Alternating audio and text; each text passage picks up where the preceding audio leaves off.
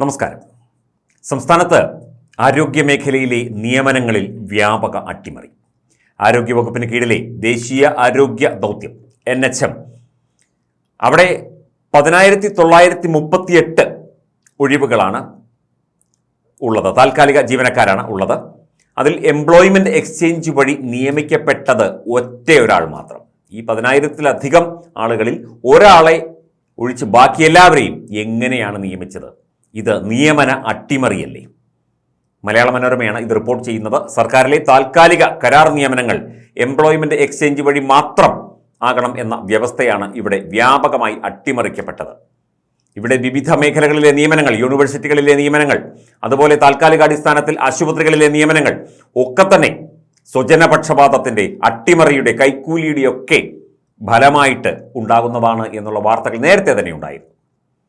മലപ്പുറം ജില്ലയിൽ 1349, എറണാകുളത്ത് 1245, തൃശൂർ 1164 എന്നിവിടങ്ങളിലാണ് ഏറ്റവും കൂടുതൽ നിയമനങ്ങൾ നടന്നത്. മറ്റ് ജില്ലകളിലും ധാരാളം നിയമനങ്ങൾ നടന്നിട്ടുണ്ട്. ഡോക്ടർമാർ, നഴ്സുമാർ, ആയുഷ് ആരോഗ്യ പ്രവർത്തകർ എന്നിവർക്ക് പുറമെ peon, public relations officer, manager, accountant, data entry operator എന്ന സാധാരണ തസ്തികകളിലേക്കുമൊക്കെ വ്യാപകമായി നിയമനങ്ങൾ നടത്തി. പക്ഷേ ഇതിൽ ഒരെണ്ണം പോലും ഈ രീതിയിൽ എംപ്ലോയ്മെന്റ് എക്സ്ചേഞ്ച് വഴി നിയമിച്ചിട്ടില്ല. ആകെ ഒറ്റ ഒരെണ്ണം.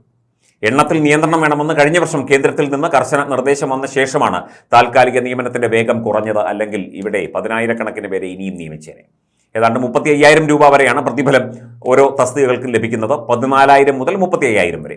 ഓരോ ജില്ലയിലും മാസം 2 കോടിയോളം രൂപ ശമ്പള ഇനത്തിൽ നൽകുന്നു. എംപ്ലോയ്മെന്റ് എക്സ്ചേഞ്ചിനെ മറികടന്നുള്ള നിയമനങ്ങൾ ആയതിനാൽ സംവരണ വിഭാഗങ്ങൾ, പിന്നാക്കക്കാർ പോലും ഒഴിവാക്കപ്പെടുന്നു. തോന്നിയ വഴിക്ക് തോന്നിയ പോലെ നിയമിക്കുന്നു എന്ന പരാതിയാണ് ഉയരുന്നത്. നിയമന പ്രക്രിയയ്ക്ക് നേതൃത്വം നൽകുന്നത് ആരോഗ്യ വകുപ്പിൽ നിന്ന് ഡെപ്യൂട്ടേഷനിൽ വരുന്ന ജില്ലാ പ്രോഗ്രാം മാനേജർ ആണ്. സീനിയർ ഡോക്ടർമാരെ ഒഴിവാക്കി താരതമ്യേന ജൂനിയറായ അസിസ്റ്റന്റ് സർജന്മാരെയാണ് ഈ തസ്തികയിൽ വെച്ചിരിക്കുന്നത്. ഇവരുടെ നേതൃത്വത്തിൽ പാർട്ടി നിയമനം, CPM നിയമനമാണോ ഇവിടെ നടന്നത് എന്ന ചോദ്യം ഉയരുന്നു. പ്രധാന ഫയലുകൾ കൈകാര്യം ചെയ്യുന്ന വിവരാവകാശ ഓഫീസറായി പ്രവർത്തിക്കുന്നത് പോലും താൽക്കാലിക ജീവനക്കാരാണ്. ഇത് പാടില്ല എന്ന് വിവരാവകാശ കമ്മീഷന്റെ ഉത്തരവുണ്ട്. അത് നടക്കുന്നില്ല. താൽക്കാലിക കരാർ ജീവനക്കാരെ 1 വർഷത്തിലേറെ കാലയളവിലേക്ക് നിയമിക്കരുതെന്നാണ് ചട്ടമെങ്കിലും കഴിഞ്ഞ 1ാം പിണറായി സർക്കാരിന്റെ കാലത്ത് നിയമിക്കപ്പെട്ടവർ പാർട്ടിക്കാർ ഇപ്പോഴും തുടരുന്നു. ഇവർക്ക് ജില്ല മാറി സ്ഥലം മാറ്റം വരെ നൽകുന്നു. 10 വർഷം പൂർത്തിയാക്കിയവരെ സ്ഥിരപ്പെടുത്താനും ചില നീക്കങ്ങൾ നടക്കുന്നുണ്ട്. CPMന്റെ സർവീസ് സംഘടനാ നേതാവ് വിരമിച്ചപ്പോൾ NHMൽ നിയമനം നൽകുന്നു. വിരമിക്കുന്നവർക്കും കിട്ടും നിയമനം. എന്നാൽ പറയുന്നത് ഓൺലൈൻ അപേക്ഷ ക്ഷണിച്ച് പരീക്ഷയും ഇന്റർവ്യൂവും നടത്തി സുതാര്യമായ രീതിയാണ് നിയമനമെന്നാണ് ഈ അധികൃതരൊക്കെ പറയുന്നത്. ഓരോ വർഷവും പ്രവർത്തന മികവ് നോക്കി തുടരാൻ അനുവദിക്കുന്നു. എന്നാൽ നടപടിക്രമങ്ങൾ പിൻവാതിൽ നിയമനത്തിനുള്ള മറ മാത്രമാണെന്നാണ് പല ഉദ്യോഗാർത്ഥികളും ആരോപിക്കുന്നത്. തഴയപ്പെട്ട ഉദ്യോഗാർത്ഥികൾ 60% കേന്ദ്ര ഫണ്ട് ഉപയോഗിച്ചുള്ള പദ്ധതി ആയതിനാൽ കേന്ദ്ര ആരോഗ്യ മന്ത്രാലയത്തെ സമീപിക്കും എന്നും ഇവർ പറയുന്നു. ഇത്തരത്തിൽ വ്യാപക നിയമന അട്ടിമറിയാണ് NHM പദ്ധതിയുമായി ബന്ധപ്പെട്ട ആരോഗ്യമേഖലയിൽ CPM ഇടപെട്ട് നടത്തിക്കൊണ്ടിരിക്കുന്നത് എന്ന പരാതിയാണ് ചില ഉദ്യോഗാർത്ഥികൾ ഉന്നയിക്കുന്നത്.